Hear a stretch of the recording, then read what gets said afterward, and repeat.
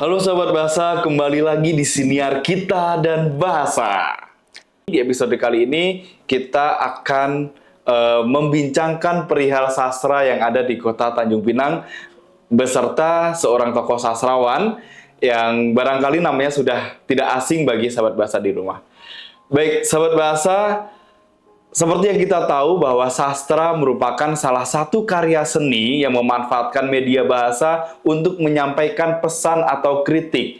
Apa yang tidak bisa disampaikan melalui tulisan-tulisan berita, barangkali bisa disampaikan melalui sastra. Itulah keunikan dari sastra. Nah, maka dari itu pada episode kali ini kita telah menghadirkan di tengah-tengah kita, yaitu Bapak Abdul Qadir Ibrahim. Assalamualaikum, Datuk. Waalaikumsalam warahmatullahi wabarakatuh. Ya, kabarnya baik, Datuk ya? Alhamdulillah. Alhamdulillah. Ya, baik Sahabat Bahasa, Bapak Abdul Qadir Ibrahim ini akrab biasanya dipanggil dengan sebutan Bapak Akib. Dan kalau saya pribadi biasanya menghormati beliau dengan memanggilnya sebagai Datuk. Apa itu Datuk? Mungkin barangkali nanti akan kita kulik juga bersama dengan Datuk Akib. Izin Datuk ya? Siap. Ya, baik Datuk Akib, mungkin boleh diperkenalkan tentang Datuk Akib ini. Kadang Sahabat Bahasa mungkin kenalnya membaca buku-buku Datuk itu dengan nama aslinya yaitu Abdul Qadir Ibrahim, tetapi bagi kalangan masyarakat Kota Tanjung Pinang ini lebih akrab memanggil Datuk sebagai nama Pak Akib begitu. Ya, makasih Bang Joko. Siap. Pertama saya ucapkan Assalamualaikum warahmatullahi wabarakatuh. Waalaikumsalam. Salam sejahtera bagi kita semua. Mudah-mudahan selalu bahagia. Karena itulah yang kita yang kita harapkan dalam hidup dan kehidupan ini. Bahagia dan damai. Terima kasih banyak. Yang pertama berkaitan dengan nama Abdul Qadir Ibrahim. Nama saya Abdul Qadir. Ibrahim itu adalah nama orang tua, nama ayah. Dan orang Melayu selalu membawa namanya itu, nama orang tua selalu dibawa. Cuma kalau dulu orang kan pakai bin gitu ya. Kalau sekarang binnya dihilangkan, tapi langsung dibawa misalnya Abdul Qadir Ibrahim. Nah kemudian di kampung saya, misalnya di Natuna, tempat kelahiran saya, tepatnya Kelari Ulu, Natuna, Bunguran Utara. Nah itu mungkin sampai hari ini orang tidak tahu Akib itu, gitu. Iya. Tapi lebih tahu dengan panggilan Qadir. Gitu. Qadir. Abdul Qadir Ibrahim. Nah, begitu juga di Tanjung Pinang, di jajaran birokrasi sekalipun, walaupun saya di pemerintahan, tetapi bisa jadi nama Abdul Qadir Ibrahim itu juga tidak banyak yang hafal gitu ya. Tapi tahunya Akib gitu. Nah, kayak gitu. Jadi memang problem juga. Jadi entah mana yang terkenal, apakah lebih terkenal Abdul Qadir Ibrahim atau lebih terkenal Akib gitu. Ya. Tergantung bagaimana orang itu berkenalan dengan Datuk. Ya. Lalu kalau yang intinya di Tanjung Pinang dan di kota-kota dimanapun Indonesia, kalau dalam bahasa pertemuan keakraban itu pasti Akib gitu. Tapi alhamdulillah sebagian besar tahu bahwa Akib itu Abdul Qadir Ibrahim. Ya. Dan itu ada kepanjangannya gitu. Seorang dosen saya dulu yang memberikan Akib itu, ya dia katakan bahwa kepanjangannya Akib itu anak kesayangan ibu bapak. Anak kesayangan ibu bapak. Siap Datuk. Itu. Iya. Siap. Baik. Terima kasih Datuk atas perkenalannya. Tadi kan sempat disinggung bahwa ternyata Datuk Akib ini berasal dari Kelarik, Kabupaten Natuna. Ya. Salah satu kawasan terluar di Indonesia, Datuk ya, karena berbatasan langsung dengan negara lain gitu. Nah, Datuk bagaimana nih awal ceritanya Datuk dari Natuna, pulau terluar Indonesia begitu. Kemudian ternyata ketika saya membaca biografi Datuk sempat meniti pendidikan di Kota Pekanbaru, Provinsi Riau. Nah, kemudian setelah lepas dari pendidikan di Pekanbaru, Datuk meniti karir hingga saat ini di Kota Tanjung Pinang. Barangkali boleh diceritakan itu, Datuk. Baik, terima kasih. Masa kecil saya di Kelari Ulu, Natuna, hari ini adalah Bunguran Utara, Kabupaten Natuna. Saya sangat bersyukur dan beruntung karena mempunyai orang tua, ayah saya Haji Ibrahim, Haji Ibrahim Bukit gitu ya. Lalu punya ibu atau mak Hajah Khotijah bin Naim gitu ya, binti Naim, itu menguasai yang namanya dondang-dondang gitu ya.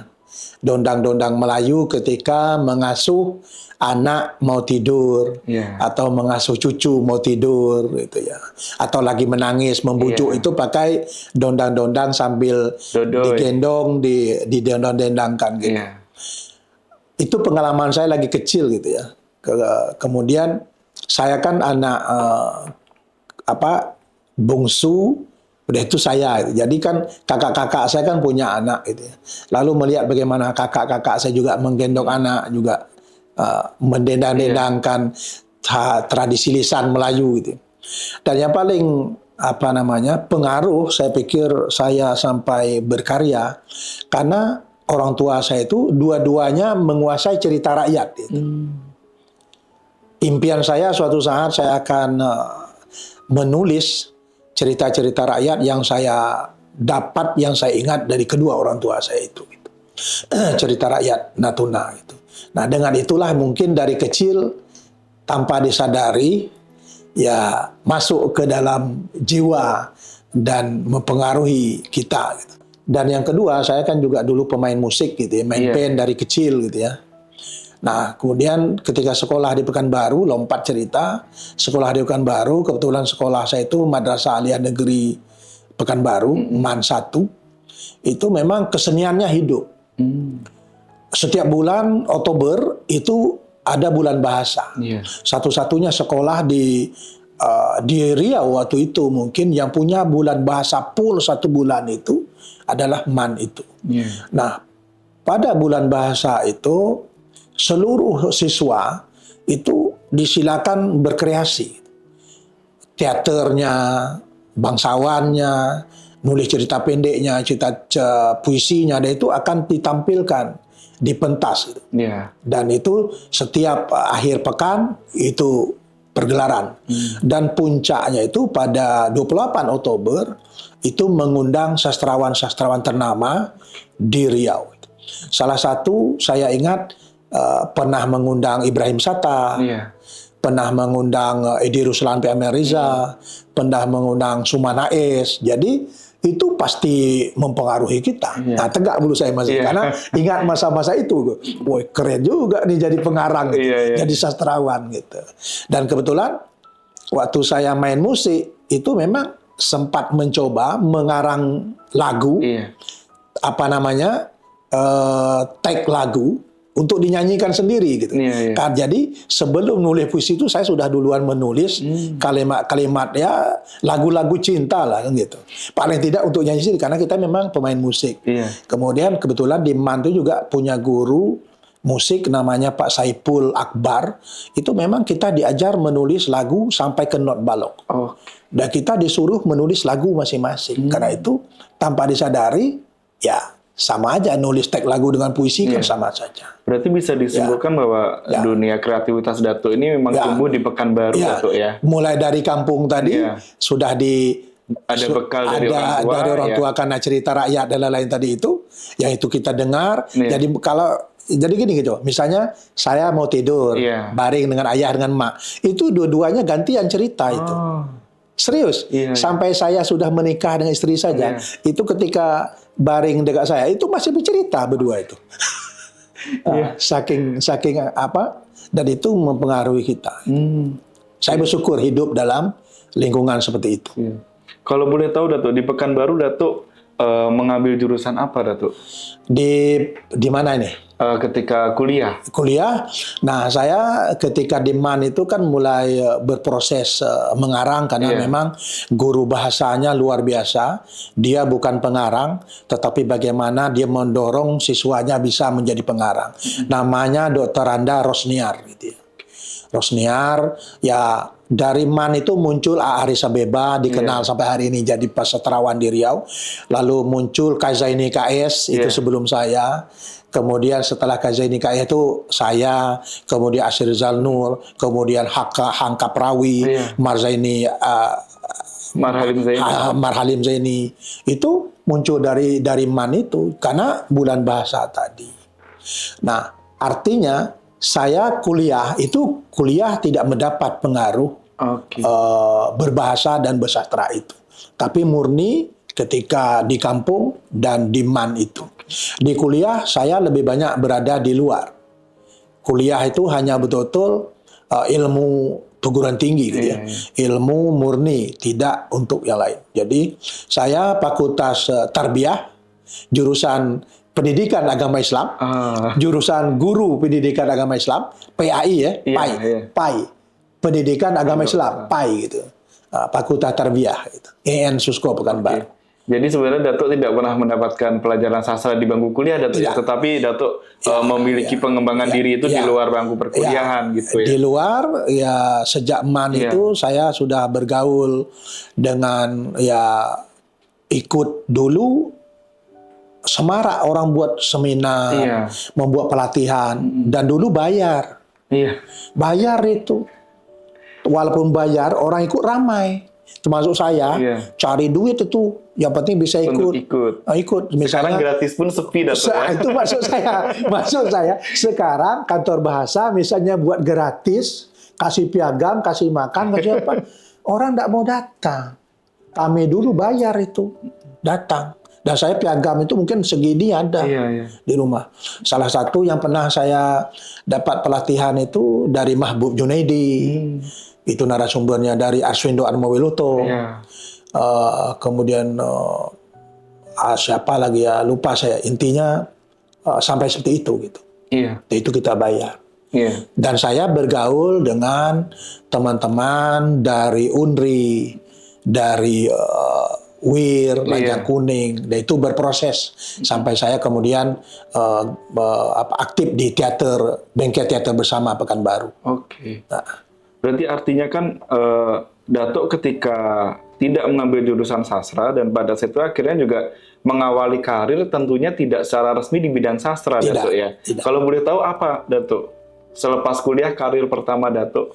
Saya memang sejak kuliah itu kan diberi kesempatan ketika kelas 3 MAN itu diberi kesempatan oleh RRI Pekanbaru mengisi acara puisi dan lagu gitu ya.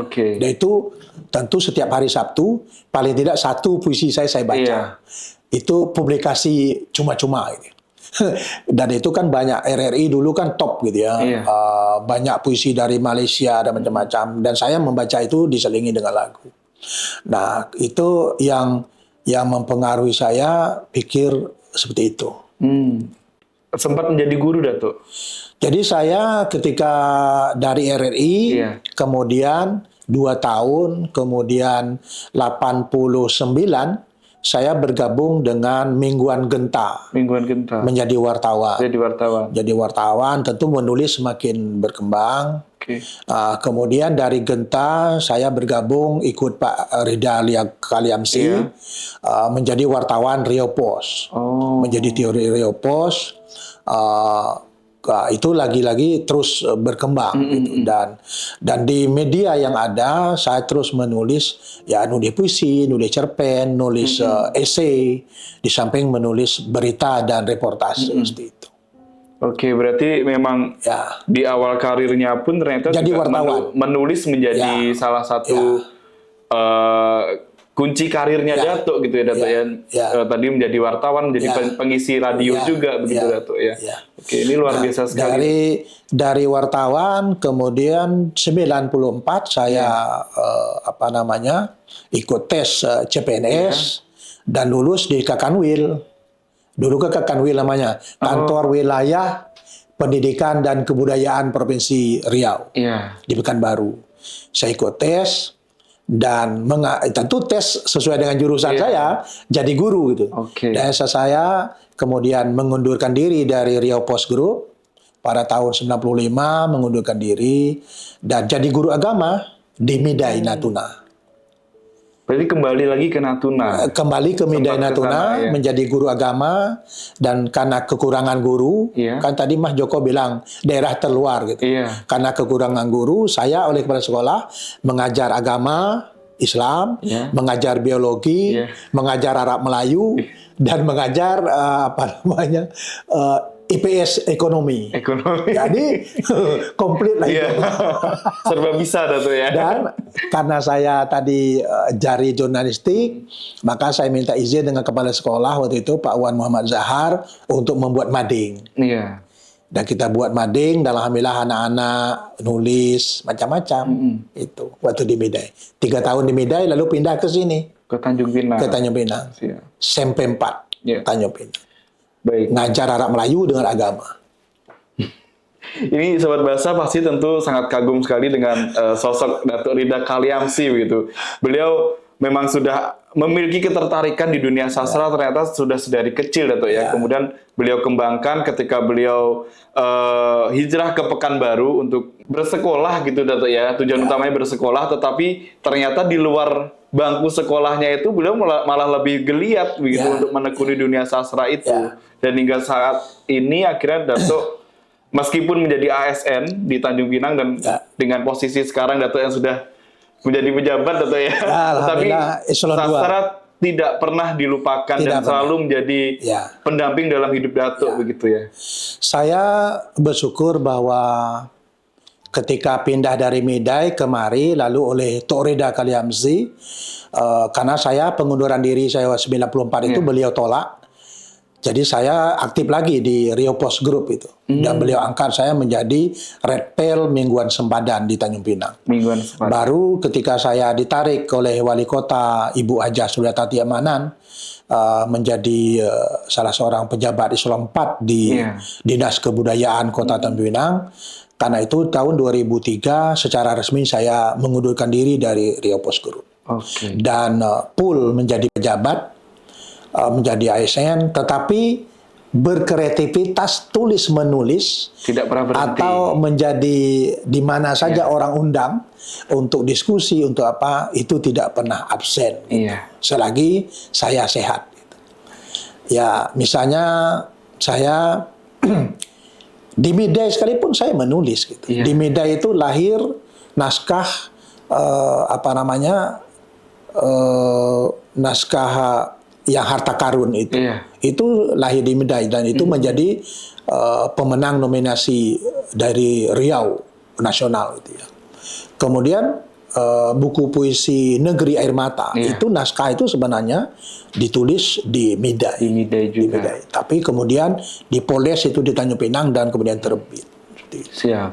Ya, Sobat Bahasa perlu kita ketahui bersama bahwa atas kiprah Datuk Abdul Qadir Ibrahim ini di bidang sastra, maka Badan Bahasa memberikan bantuan penghargaan atas jasanya dalam berkarya selama lebih atau sama dengan 40 tahun Datuk. Dan ini baru diumumkan pada awal Agustus ini, dan insya Allah nanti Datuk akan menerima SK-nya di akhir bulan Agustus ini Datuk. Kami ucapkan selamat untuk Datuk dan semoga ini bisa menginspirasi para Sobat Bahasa bahwa ternyata berkarya itu memang tidak mudah Datuk ya, tetapi menjaga eksistensi agar tetap konsisten itu mungkin membutuhkan perjuangan tersendiri gitu. Dan Datuk Akib menjadi salah satu buktinya di tengah kesibukan aktivitas pekerjaannya, tetapi beliau masih mencurahkan perhatiannya di dunia sastra gitu.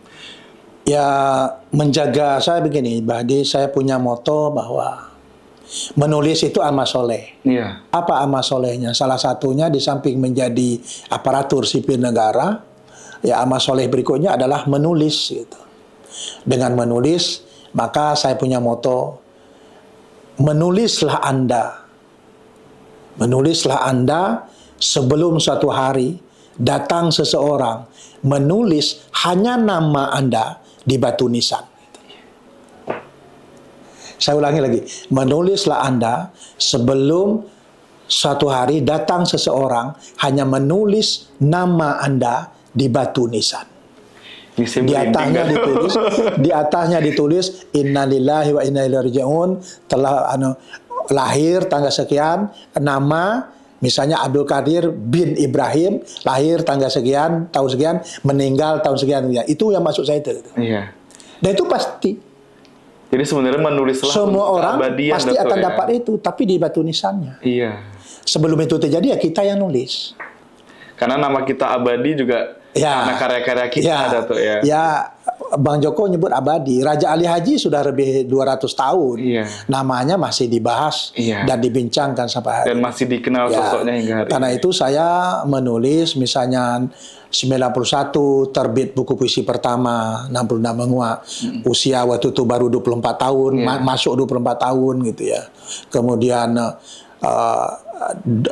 beberapa tahun kemudian lama vakum. Tapi saya betul berproses menulis Negeri Air Mata 2004, kemudian menulis lagi Harta Karun tadi 2000, Menjual Natuna, kemudian terus berproses sampai 2013 itu saya menulis Bang Joko 7 buku. Bukan 7 biji buku, 7 judul buku. 7 judul. 7 judul buku. Judul buku-buku esai 3, nah itu esai 3, cerpen 3, cerita anak 1, novel 1. Siap. Itu capaian yang tidak mudah. Tahun 2013 itu 7 buku. 2012 juga saya menulis kumpulan puisi Cintanya Mantra Cinta. Kemudian 2017 menulis lagi Doa Cinta Langit Laut itu. 2019 menulis lagi Jikalau Laut Jikalau Laut Dinyalakan, dan itu alhamdulillah menjadi pemenang Hari Puisi gitu ya. Dan dapat hadiah duit dan penghargaan pemenang Hari Puisi. Kemudian bersamaan itu juga saya tulis, tadi saya kasih dengan Pak Kepala Bahasa, lupa saya tadi apa judul buku kecil tadi itu. Buku kecil. Kemudian 2020 terbit puisi, 2022 terbit buku puisi, 2023 juga terbit buku puisi Menjura Kasih. Kemudian 2024 yang kemarin dalam bahasa dua bahasa. Siap. Tadi sempat disinggung oleh Datuk. Jadi bahwa tidak pernah berhenti. Iya, Datuk. Belum lagi menulis esai, makalah, dan pengantar buku-buku teman-teman dari berbagai daerah di Indonesia. Baik puisi maupun cerita pendek. Siap. Atau membimbing teman-teman penulis-penulis dari berbagai daerah ngirim naskah ke saya, itu saya bimbing. Jadi terus seperti itu. Dan itu amal soleh. Masya Allah, Datuk. Tadi sempat disinggung oleh Datuk bahwa karya pertama Datuk adalah buku berjudul 66 Buak yang diterbitkan pada tahun 1991. Tetapi di dalam buku itu ternyata memuat puisi yang pertama kali ditulis oleh Datuk tahun 1985. Itu boleh diceritakan, Datuk? 85 itu berarti usia Datuk waktu itu berapa, Datuk? Datuk sudah menulis puisi dan memiliki ide untuk mengumpulkan pada saat akhirnya nanti dibukukan pada tahun 91 itu, Datuk. Sebenarnya saya kan mulai 84 kan sudah menulis. 84. Tapi kemudian kan baru menulis dipublikasi, kemudian sampai terbit jadi buku itu kan puisi-puisi pilihan itu 85. Nah, itu puisi-puisi pendek yang saya tulis waktu itu masih kelas 2 ya. Kelas 2 SMA. Kelas 2 MAN itu ya, SMA gitu ya. Iyalah kelas 2. Kelas 2 SMA. Oke. Itu luar biasa. Masih ingat tidak, Datuk, judul puisi itu apa, Datuk? Puisi yang pertama. Apa kalau judulnya? tidak salah ada yang beraksara Arab Melayu juga, Datuk ya. Apa judul, lupa saya. Itu. Dan kalau saya lihat memang puisinya di tahun 1985 ini lebih banyak menceritakan tentang perasaan rindu. Iya kan, masih masih mabuk kepayang kan? Ya, masih apa ya? Ya umur berapa? 17 ya? 17, 18, 16 ya? 16 tahun. Berarti memang cara Datuk untuk mengungkapkan perasaan pada saat itu memang melalui puisi juga salah satunya, Datuk. Nyanyi tadi. Sambil kan mencipta lagu. Mencipta lagu, wah ini jadi puisi sekalian. Oke. Siap. Luar biasa, Datuk Akib nih. Kemudian ini, Datuk. Setelah buku pertama terbit pada tahun 1991, akhirnya kan buku ini menjadi batu loncatan juga untuk Datuk pada akhirnya kan tahun-tahun berikutnya tadi terus berkarya seperti yang Datuk ceritakan. Nah, ini sebenarnya ada motivasi apa sih, Datuk? Karena saya lihat setiap tahun Datuk Akib ini konsisten menerbitkan buku. Walaupun satu buku, tetapi tiap tahun pasti konsisten. Pasti. Iya. Insya Allah. Itu apa motivasi Datuk gitu? Yang tadi, amal soleh. Amal soleh. Satu, amal soleh. Yang kedua, ingin menjaga tradisi kepengarangan Iya. Riau dan Kepulauan Riau yang disebut dengan Mazhab Riau itu. Iya. Yang sudah didirikan, dideklarasikan, dibuktikan oleh generasi Raja Ali Haji sampai tahun 30-an Aisyah Sulaiman. Kemudian berketerusan, nah ini peta Melayu tadi itu. Berketerusan. Bukan terus-menerus ya. Berketerusan.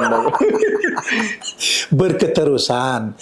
Kita lama kosong dari Aisyah Sulaiman sampai Ibrahim, Haji Ibrahim orang kaya Riau. Kemudian muncul Aisyah Terong, kemudian baru muncul Ibrahim Sattah, Rida Kaliamsi, Sutarji Kazum Bahri. Kan gitu. Saya menyambung itu. Dan teman-teman, jadi menjaga khazanah tradisi kepengarangan Riau dan Kepulauan Riau, dunia Melayu, supaya bahwa mengarang itu ada jejaknya. Dan saya ingin menjadi salah satu jejaknya. Siap. Saya juga ini menjadi keprihatinan bagi kita sebenarnya apabila tradisi menulis itu tidak diteruskan gitu, karena memang yang menjadi ciri khas dari kota Tanjung Pinang, Kepulauan Riau dan Riau itu kan adalah tradisi taman penyair itu, Datuk ya. Dan saya melihat kalau ditanya siapa sastrawan dari Tanjung Pinang, cuma ada 2 nama sebenarnya, Datuk, yang ada di ingatan saya, Datuk Rida Kaliamsi dan Datuk Abdul Qadir Ibrahim. Kenapa? Karena hanya 2 orang inilah yang setiap tahun itu konsisten menerbitkan karya sastra seperti itu, Datuk. Saya tambah, Bang Joko, saya bersyukur diberi anugerah oleh Allah itu. Saya menulis puisi, ada bukunya, bukan cerita doang, kata orang Jakarta kan.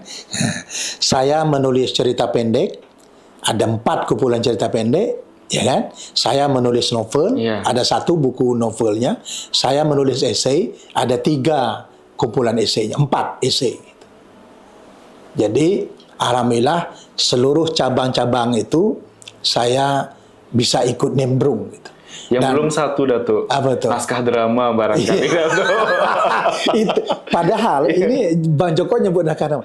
Naskah yang pertama saya tulis itu sebenarnya dalam bentuk naskah. Itu bukan cerita pendek, bukan novel, tetapi naskah drama. Itu dipentaskan waktu saya kelas 1 MAN, bukan baru. Saya menulis skenarionya, saya menulis naskahnya, nulis skenario, saya sutradaranya. Dan pemainnya itu salah satu pemainnya saya, dan sekarang salah satunya lagi jadi guru di MAN itu sekarang. Magister dia juga. Balik ke MAN jadi guru. Dan itu lawan main saya. Baik. Mungkin ini menarik. Tapi tidak berjodoh.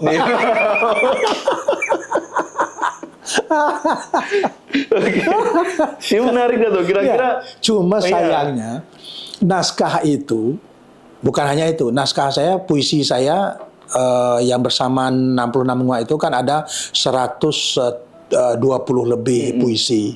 Tapi kemudian dipilah hanya 66. Selebihnya hilang. Tidak terdokumentasi, sayang sekali. Termasuk naskah drama itu.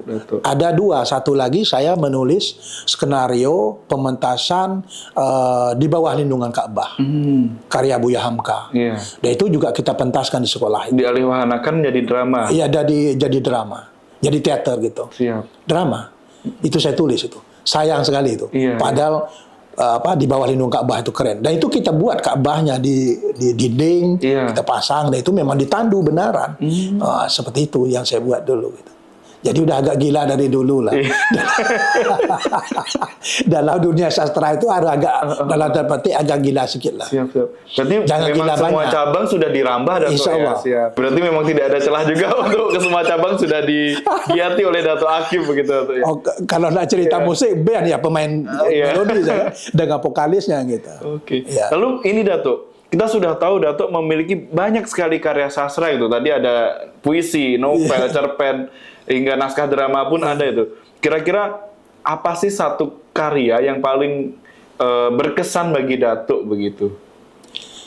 Tentu bagi saya 66 Muak itu belum terkalahkan.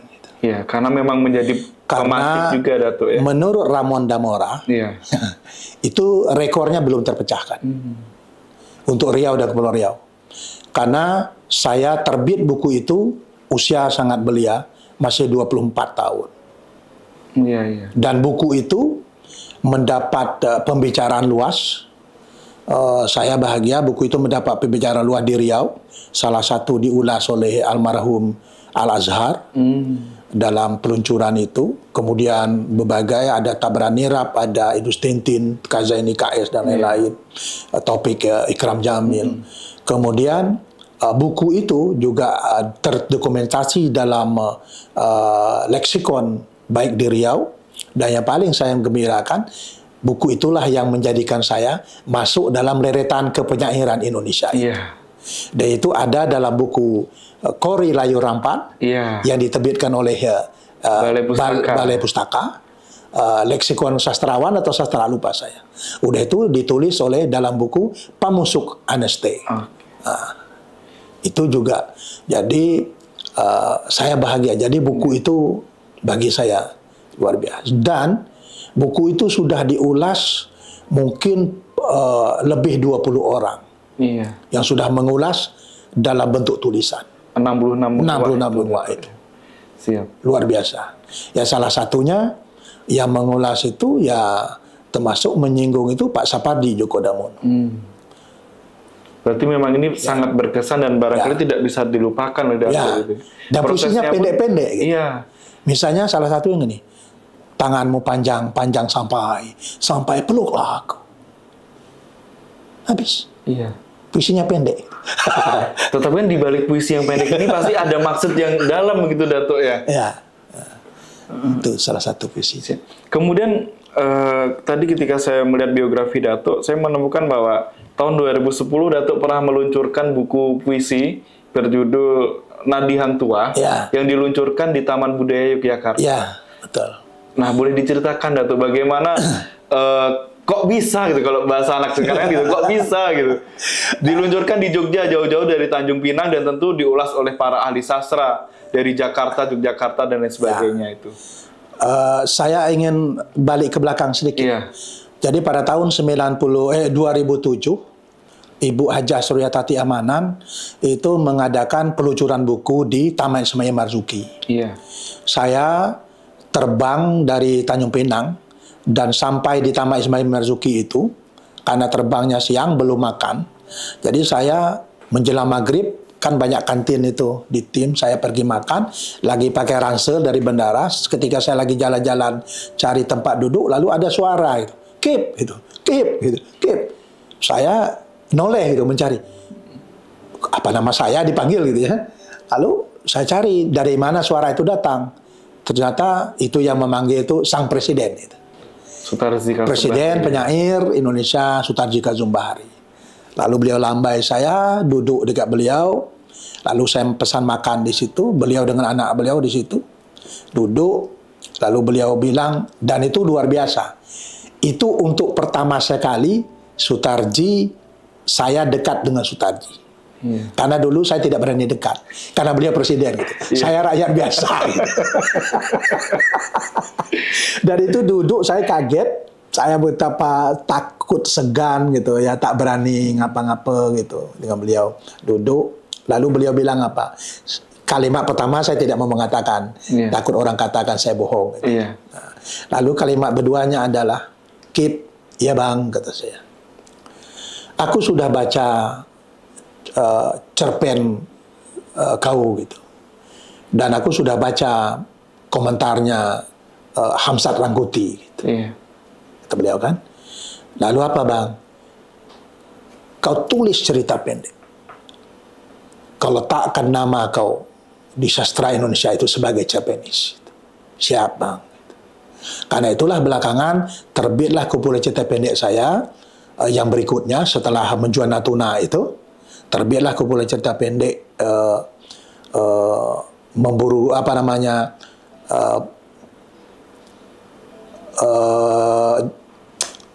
Karpet Merah Wakil Presiden, kemudian Santet 7 Pulau, dan Tanjung Perempuan. 3 sekaligus karena didorong oleh Sutarji. Kemudian berikutnya adalah, lalu yang ketiga, Kip, aku sudah baca puisi kau Negeri Air Mata, 66 muat dengan Negeri Air Mata. Kau jangan nulis puisi lagi, buku baru. Tapi 2 buku itu gabungkan jadi satu.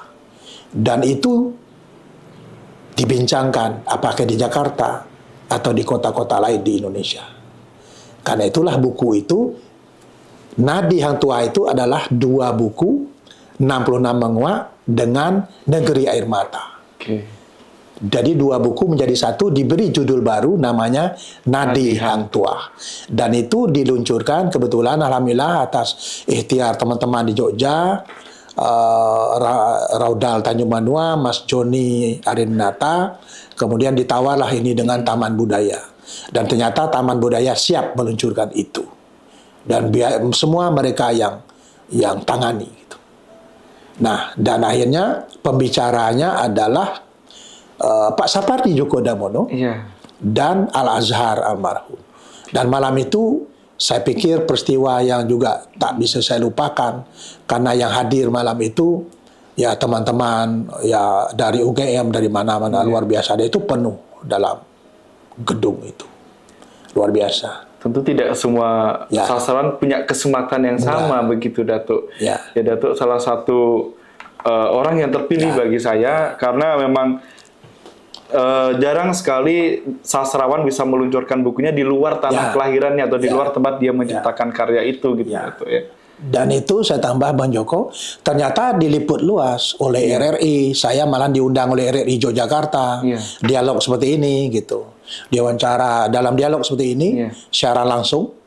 Kemudian masuk beberapa media Jogja gitu ya, dan media nasional gitu. Dan itu memang, dan sebelum itu kan peluncuran buku di Taman Ismail Marzuki 2004, Negeri Air Mata itu juga terpublikasi dengan luas gitu.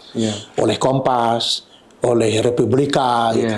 Jadi antara lain gitu ya. Nah, mohon kalau boleh nyebut gitu. Kalau nanti mau diedit apa-apa. Boleh Datuk. Jadi artinya memang saya bersyukur lah pernah diundang oleh DKJ gitu ya, bersama Lawen dulu almarhum, baca puisi, dan saya peluncuran buku sekaligus gitu. Dan itu langsung ditulis oleh Profesor Maman gitu di media dan lain-lain gitu. Dan itu begitu juga dipublikasi di Pekanbaru, karena yang mengulahnya Pak Sapardi Djoko Damono. Jadi saya beruntung karena Sapardi Djoko Damono yang berbicara. Siap, Datuk. Dan atas jasa Datuk inilah, ketekunan Datuk, makanya beberapa penghargaan juga dihadiahkan kepada Datuk, antara lain ada penghargaan Sagang Sagang 2013. Alhamdulillah Sagang 2013, karena Datuk Rida Kaliamsi itu punya kriteria, adalah salah satu kriterianya itu adalah orang yang berkarya terus menerus, bukan karya patungan gitu, antologi, tapi karya tunggal gitu. Nah, tahun 2013 itu tadi itu saya nerbitkan buku 7 judul itu. Sehingga diberi penghargaan Sagang, Datuk ya. Dapat anugerah Sagang. Kemudian juga ada Jembia Emas, Datuk, benar. Ya tahun 2019 itu memang tahun yang sangat menggembirakan saya bagi dunia tulis menulis itu. Dapat anugerah Hari Puisi dan menang Hari Puisi. Kemudian dapat anugerah Jembia Emas di Kepri, kemudian dapat hadiah penjaga pelestarian adat budaya di ASEAN gitu ya, dari dunia Melayu, dunia Islam, presiden dunia Melayu. Jadi tahun itu 3 penghargaan gitu. Alhamdulillah. Tahun berikutnya kan Kantor Bahasa memberikan 2021 ya, ini tanjak dengan ini saya pakai ini penghargaan Kantor Bahasa sebagai penulis puisi. Nah, terima kasih Kantor Bahasa. Ini sebenarnya juga untuk memotivasi juga sasaran-sasaran muda di Tanjung Pinang begitu, Datuk, bahwa ketokohan Datuk Akib inilah yang perlu untuk nanti diteruskan juga oleh sasaran muda di Tanjung Pinang. Barangkali Datuk, apakah ada pesan begitu untuk sasaran muda di Tanjung Pinang agar nantinya tongkat estafet ini berpindah tangan kepada para generasi muda begitu, Datuk? Satu yang saya katakan tadi, bahwa hidup ini harus punya warna. Hidup ini harus meninggalkan jasa. Hidup ini harus meninggalkan nama. Kita tinggal pilih jasa yang mana yang bisa kita buat, nama yang mana kita buat. Kalau saya memilih jasa, saya mengabdi menjadi pegawai negeri, alhamdulillah diangkat menjadi pejabat gitu. Kalau nama saya pilih yaitu menjadi pengarang. Karena meskipun nanti saya meninggal, mudah-mudahan 200 tahun ke depan saya belum meninggal. Karena itu tadi, menulislah agar nama kamu dikenang, atau yang tadi itu, Sebelum seseorang datang, hanya menulis namamu saja di batu nisan. Gitu. Nah, mengarang, menulis itu adalah panggilan moral, gitu ya. Panggilan hati dalam rangka, kalau saya menyebut tadi, amal soleh dan berbuat sosial. Gitu ya. Syukur-syukur dari tulisan kita itu ada manfaat dan faedahnya bagi manusia dan kemanusiaan, gitu. Bagi bangsa dan negara. Syukur-syukur. Gitu. Lalu yang kedua, bahwa syukur-syukur juga dari kita menulis itu, kita dikenal orang. Yeah. Dengan orang banyak kenal kita, dengan harapan banyak orang mendoakan kita, semoga kita bahagia. Ya gitu. Yang ketiga, syukur-syukur dapat rezeki dari menulis itu. Kalau saya, alhamdulillah ketiga-tiganya sudah dapat. Sudah dapat. Insya Allah itu. Bukan syukur-syukur, memang harus bersyukur gitu. Yeah. Saya sudah dapat gitu. Yeah. Karena itu, dan yang paling penting adalah mustahil kita bisa menulis tanpa belajar dengan sungguh-sungguh. Yeah. Belajarnya tidak mesti di sekolah, tidak mesti di lembaga pendidikan formal. Saya dulu, misalnya saya menulis puisi. Puisi itu saya bawa kemana-mana. Yeah. Jumpa si A, jumpa si B, si C. Kalau saya boleh nyebut nama, ada Aris Abeba, ada Dasri, ada Sutrianto, ada UU Hamidi, ada El Mustian, ada Al Azhar. Saya bawa puisi itu. Ada Edi Ruslan, cerpen begitu. Jadi cerpen saya bawa ke Edi Ruslan, Sutrianto, Makmur Hendrik masih hidup hari ini. Jadi kita jangan malu bertanya. Walaupun nanti ada orang mengatakan, jelek kali karya kau nih. Tidak apa-apa. Tapi saya alhamdulillah tak menemukan orang mengatakan itu. Takkanlah orang nak mengatakan kita begitu pula kan. Yeah. Bahkan termasuk saya gitu. Jadi kalau ada orang bertanya kepada saya, baik lewat email, lewat apapun, saya akan layani. Jadi jangan malu bertanya. Kalau malu bertanya ya sesat di jalan. Jadi kalau dalam hal ilmu pengetahuan, karena sesungguhnya ilmu pengetahuan itu berada di ruang terbuka ini. Bukan di ruang tertutup. Berada di ruang terbuka. Bisa belajar dengan alam, bisa belajar dengan tradisi-tradisi yang sudah ada, bisa belajar dengan budaya, bisa belajar dengan siapa saja. Pergaulan menjadi kata kunci. Yeah. Dan kesombongan, merasa besar diri, dijauh sekali. Ilmu padi. Ilmu padi. Ya. Saya merasa sampai hari ini saya menjadi pengarang gitu. Nah, kan gitu. Saya masih ragu. Saya sudah jadi pengarang. Yeah. Nah, itu bukan berarti kita untuk rendah diri. Yeah. Bukan, tetapi agar kita tidak muncul kesombongan di situ. Yeah. Yeah. Ada satu kata-kata yang memang dari tadi terngiang gitu di benak saya, bahwa teruslah menulis agar namamu dikenang. Ya. Sebelum seseorang datang menuliskan namamu di batu nisan. Ya. Siap. Datuk, banyak sekali tadi nasihat, inspirasi juga datang dari cerita-cerita Datuk. Kami mengucapkan terima kasih Datuk telah berkenan hadir bersama kita dan berkenalan dengan para sahabat bahasa. Sekali lagi kami ucapkan terima kasih Datuk. Untuk para sahabat bahasa, mari kita tekuni, kita teladani apa yang sudah dimulai oleh Datuk Akib. Semoga kesastrawan di Tanjung Pinang juga akan tetap terus lestari sebagaimana apa yang telah dilakukan oleh para pendahulu dari Kepulauan Riau ini, yaitu Taman Para Penyair. Kami pamit undur diri para sahabat bahasa.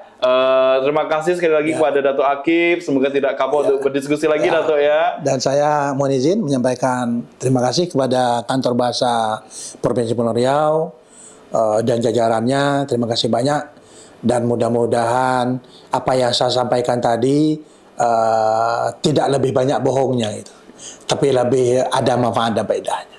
Jika ada bohongnya, mohon dimaafkan gitu. Bila taufiq hidayah, wassalamualaikum warahmatullahi wabarakatuh. Waalaikumsalam warahmatullahi wabarakatuh. Terima kasih dan salam literasi. Siniar ini diproduksi oleh Kantor Bahasa Provinsi Kepulauan Riau.